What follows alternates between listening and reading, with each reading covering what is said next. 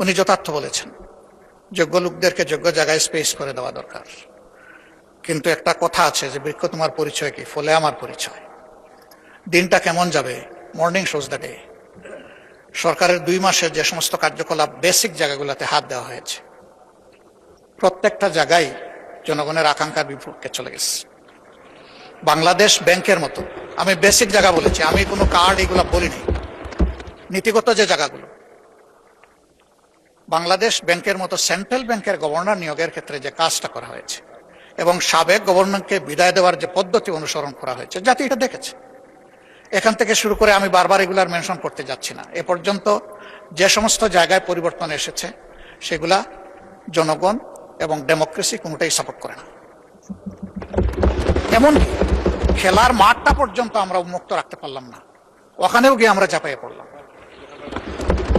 তাহলে যেটা মাননীয় মন্ত্রী বললেন যে যোগ্য লোকদেরকে যোগ্য জায়গায় না দিলে দেশ আগাবে কিভাবে, তো এইভাবে যদি যোগ্যতা সিলেকশন হয়, আমার প্রশ্ন, দেশ আগাবে কিভাবে? আমরা তো কার ইন্টেনশন কি সেটা দেখতে পারবো না, এটা মনের ব্যাপার, এটা একমাত্র আল্লাহ তাআলা দেন। আল্লাহু আলিমুম বিজাতিস সুদূর, আল্লাহ ছাড়া এটা কেউ জানে না। আমরা দেখব তার প্রকাশটা কি, বাস্তবায়নটা কি, কিভাবে এটা রিফ্লেক্ট করতেছে সমাজে। সেটা এই রিফ্লেকশনে আমরা শঙ্কিত যে এইভাবে সবকিছুকে পলিটিসাইজ করলে, ক্ষেত্র বিশেষে গোষ্ঠী, পরিবার এগুলাকে প্রাধান্য দিয়ে আগাইলে এ দেশ তো আগাবে না।